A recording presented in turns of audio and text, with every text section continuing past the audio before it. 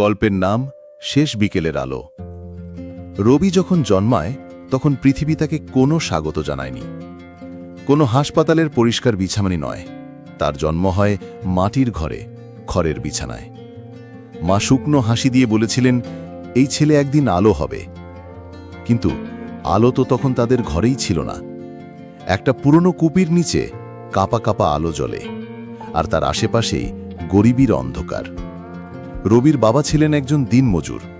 সারাদিন মাঠে কাজ করতেন আর সন্ধেবেলা ক্লান্ত শরীর নিয়ে ফিরে এসে ছেলের মুখের দিকে তাকিয়ে বলতেন, তুই একদিন অনেক বড় হবি রে, আমরা যা পারলাম না তুই করবি। রবি কিছুই বুঝত না তখন, শুধু বাবার ক্লান্ত চোখ আর মায়ের মুখের দুশ্চিন্তা দেখত।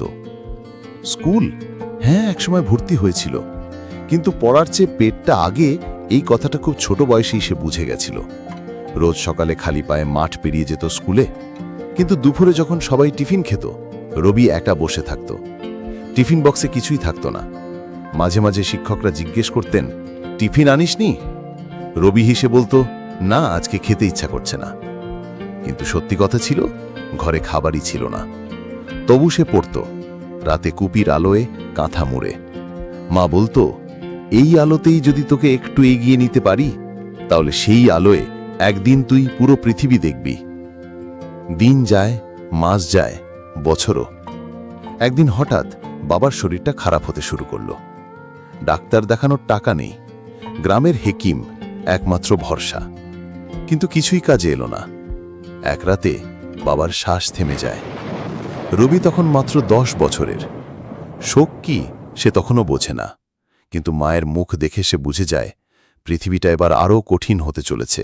রবি এখন আর স্কুলে যায় না। সকাল থেকে সন্ধ্যা অবধি গ্রামের বাজারে কাজ করে। কেউ ডাকে ধান কোড়াতে, কেউ ডাকে দোকানে বাক্স তুলতে। মা মাঝে মাঝে বলে, তুই আবার স্কুলে যা রে বাবা। রবি মাথা নেড়ে বলে, আমার স্কুল এখনই বাজার মা।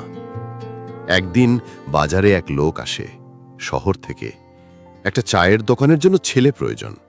রবি সুযোগটা নেয়। সেই দিনই প্রথম সে ট্রেনে ওঠে। শহরে পা রাখে এক অজানা ভয় আর উত্তেজনা নিয়ে। চায়ের দোকানে কাজ শুরু করে রবি।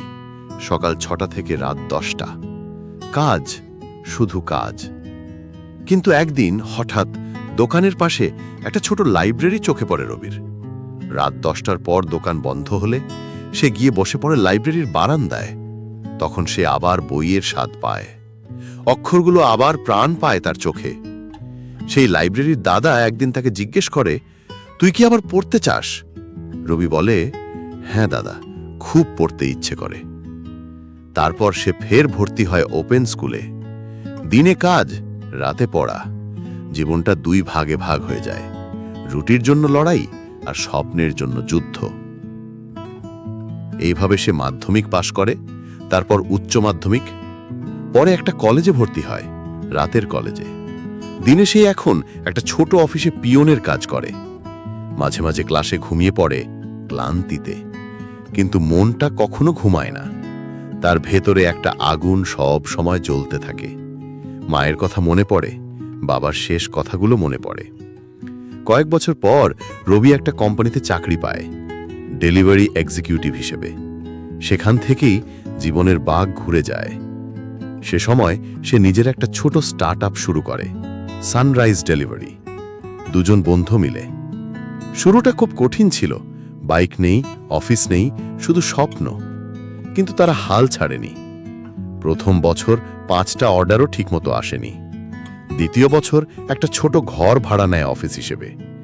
তৃতীয় বছর তাদের কোম্পানির মাসিক টার্নওভার দাঁড়ায় 20 লাখ টাকায়। নিজস্ব 150টা বাইক, 75 জন ডেলিভারি বয় আর 30 জন স্টাফ। একদিন রবি তার মাকে নিয়ে ফিরে যায় সেই গ্রামে, সেই কুড়ে ঘরে। ঘরটা নতুন করে বানায়, একটা সাদা রঙের চেয়ার বসিয়ে মাকে বসায়। মা চুপচাপ বসে থাকেন, কিচ্ছু বলেন না। রবি ধীরে কাছে গিয়ে বলে, মা, তোর কুপির আলোয় আমি আজ শেষ বিকেলের আলো হয়ে গেছি। তুই বলেছিলি আমি আলো হব, আজ আমি তোদের অন্ধকার দূর করেছি। মা চোখ মুছে বলেন, তুই তো শুধু আলো হোসনি রে, তুই আমার সূর্য হোসিস। এখন আমি মরলেও শান্তি পাব। রবির চোখে জল আসে, কিন্তু সে হাসে, কারণ আজ তার জীবনের যুদ্ধে সে জিতেছে, নিঃশব্দ কিন্তু গর্ব ভরে। জীবন যখন অন্ধকারে ডুবে যায়, তখন একজন রবি আলো হতে পারে, যদি তার কাছে থাকে সাহস, ভালোবাসা আর একটি দৃঢ় বিশ্বাস যে আমি পারব, আমি করব, কারণ অন্ধকার যত গভীর হয়, আলো তত উজ্জ্বল হয়ে ওঠে। তাহলে বন্ধুরা, আমাদের মধ্যে এইরকম একটা রবি লুকিয়ে আছে, যদি আমরা খুঁজি, ঠিক পেয়ে যাব।